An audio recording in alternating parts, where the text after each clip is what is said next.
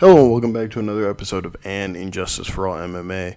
My name is David, and this episode is for UFC 313, Pereira versus Ankalaev.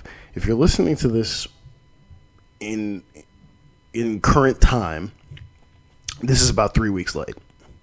So nobody gives a fuck about this pay-per-view anymore. I got lazy. I wasn't able to talk about it. I watched it live when it originally happened, and I just got lazy because, I don't know, it was just the mood of how I was feeling. When you watch it live, there is no ambition to go and watch the entire card again, this time scoring it independently, away from all the, you watching it with friends or you listening to commentary. But eventually I came back and watched it because that's what I needed to do. During the pay-per-view, I came in watching the pay-per-view. Well, let me say this correctly. When I first turned on the card, it was the very beginning of Van versus Tatsura. And I think it's not Tatsura, Tsuruya, excuse me. Van versus Tsuruya. And I was not aware of anything that happened on the prelims below this fight, and commentary was talking about, hey, the scorecards have been kind of wonky, and you watch the main event, and basically I went back and I watched everything, and I came back with a conclusion that there's only one robbery on the card, really. But before we even get to the robbery on the card, this whole card was designed, to put to bed the narrative that it was to settle two narratives that Ankalaev, well, many narratives. Let's start from the top. Is Ankalaev going to wrestle? Yes and no. It's yes and no, because did he try to wrestle? I would say no. I would say the actual times he actually tried to go for actual single legs or double legs, I want to say, if I can remember, I just finished the fight. I just finished watching the entire card just now. If I can remember off the dome how many times he actually went for a true takedown, I would say 3 times. I know this has always been my problem with the UFC is they overcount stats. Even during the 5th round, they put 11 to 5 strikes for Pereira. They put 11 to 5 strikes for Pereira in round number 4. That's a disgrace. We'll get through the whole fight and whatever you want to call it. They really attributed that Pereira outstruck him when that just isn't the case.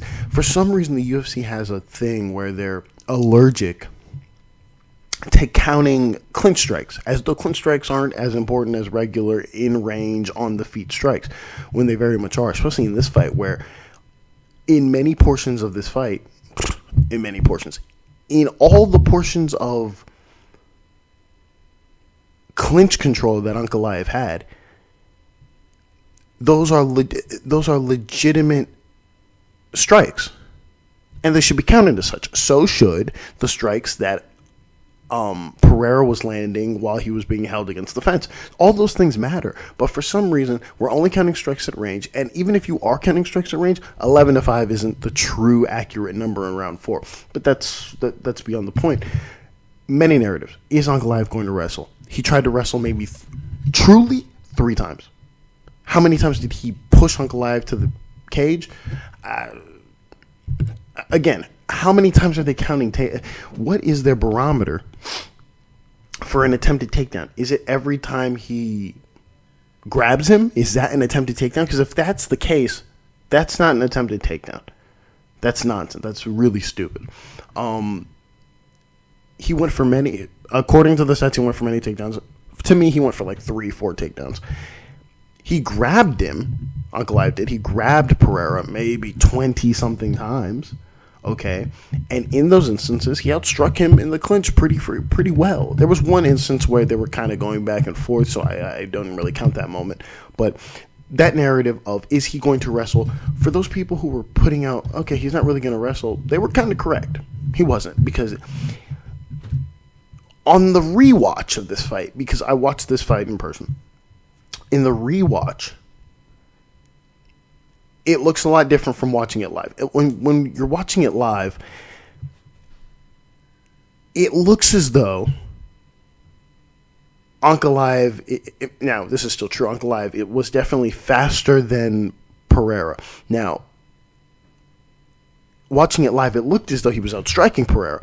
Watching it back, they were pretty even on strikes, really. They were kind of trading, and they were pretty even. The only thing that kind of pushes them away in certain rounds, that makes them different, is you want to go the end of round 2 where Ankalaev kind of steals that round, in my opinion. It's kind of close on strikes, and then Ankalaev steals that round. Then when Ankalaev starts putting in the clinching stuff, that's when he kind of goes away with it. We'll get through the overall fight, but just to clock down the narratives, was Ankalaev going to wrestle? No. So those people were correct. Was he going to be outstruck by Pereira? Technically, no. But technically, yes. So on the feet, again, it was even and maybe slightly in the favor of Pereira. But once it got into the clinch portion of the fight, it was all Ankalaev. So again, you can kind of juggle with those two modes. Ankalaev was going to look like a second-rate striker compared to Pereira. Also, no. Pereira looked like a regular striker in the midst of Ankalaev. This is kind of like, this reminds me of that time where, we were talking about the rematches between Valentina and Grasso, and everyone was just like, man, Grasso was outstriking Valentina. Of course she's going to do X, Y, and Z. And I told myself, I was like, nobody watched the fight. Nobody watched that first fight. Valentina purposely went for takedowns, even despite her outstriking Grasso past the first round, because it was only past the first.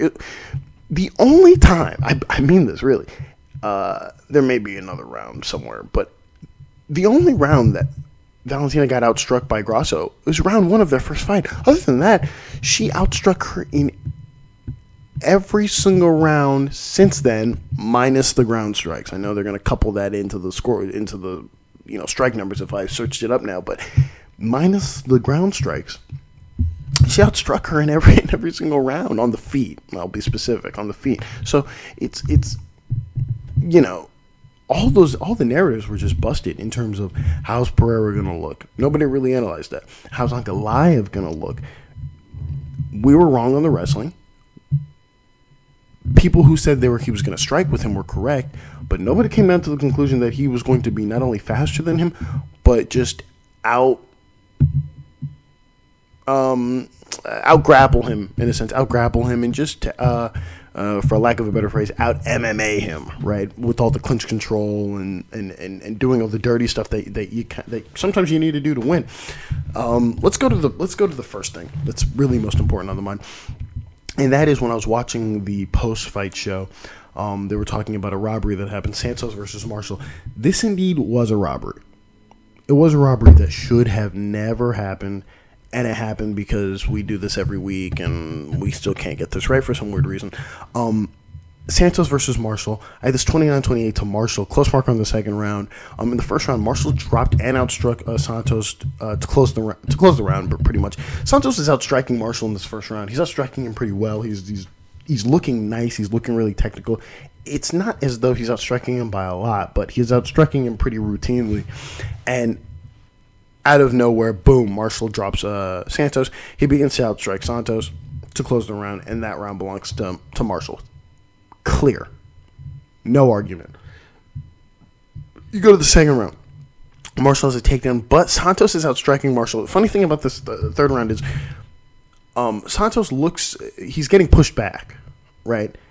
He's getting pushed back, but he's outstriking him. I always bring up examples because I'm trying to sound cute here, but it's kind of like hack press versus Hooker, where Hooker is getting walked down, but he's outstriking hack press.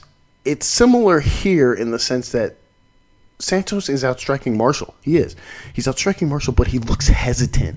He doesn't look as confident as he looked in the first round. He looks super hesitant, and he's outstriking Marshall with just by a little bit. The difference here is that Marshall gets a takedown, but he doesn't really keep it for that long. He just gets a takedown. I put a close marker on it, but the advantage goes to Santos for the strikes that he lands on Marshall.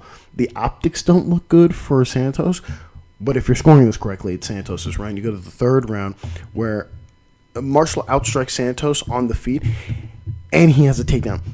The strikes are a little weird here. It's a little wobbly of a third round. It's a very wobbly third round. The optics don't look good for Marshall because in certain instances he looks very sloppy. Now it doesn't look as though he's getting outstruck because they're kind of back and forth really.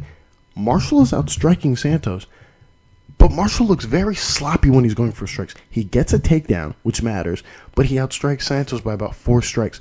Very sloppy looking round. The optics are not in Marshall's favor. It just looks really bad. It looks like he's really it looks as though he's like lunging for strike. It looks as though when Santos hits him, Marshall will do everything in his power to get a strike, to land a strike, and he lands it, but it just looks really bad. It looks like he's trying too hard, if that's important to anyone who's scoring it.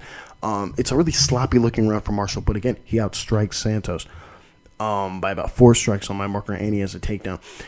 This fight should have been scored for Marshall, but it wasn't because that's just how it goes. You go to the scorecards, Chris Lee and David Letheby, their scorecards are the same. They have the first round of Marshall, last 2 rounds for Santos. That last round given to Santos, that's nonsense. That's ridiculous from both of them. And then Derek Cleary, you can argue a 30-27. I wouldn't. But you can argue a 30-27. He gives a 30-27 to Marshall. His scorecard is the closest one to correct. Honorable mention to the other 2 judges. So, yeah. Yeah. No one online seemed to care that much. It seemed as though people were more mad at Marshall getting mad that he got robbed than they were that he got robbed. But, hey, who gives a fuck? We go to the next honorable mention. That's Ferreira versus Petrosyan. Ferreira wins by second round submission. Scorecard in the first round, I had a 9-9. In the first round, Petrosyan outstrikes Ferreira by 11 strikes. The point deduction is because of the multiple groin strikes. After the second one, Petrosyan is pretty much he just continues to attack and adds on to his strike total. It's a 9-9. For some weird reason, we go to the judges' scorecards, and just goofiness appears. Look at this. Saul D'Amato and Ron McCarthy, their scorecards are correct because Petrosyan wins the first round. But then Eric Colon gives a 10-9 to Ferreira, thus making it a 10-8. Meaning he didn't give the first round to Petrosyan. That's an honorable mention to Eric Colon. That's a stupid fucking scorecard. We go to the next honorable mention, and that's Lemos versus Lucindu. Lemos versus Lucindu. All our scorecards are the same, but I'm going to read it out. Mike Bell, Saul D'Amato, Ron McCarthy. All our scorecards are the same, 29-28. The first 2 rounds for Lemos, the last round for Lucindu. Close marker on the last round. I put that there just to be kind of cute and objective, even though the last round should go to Lucindu. You go to the first round, where Lemos has a takedown with when I say very little ground and pound, I mean little to no ground and pound for about 2 minutes.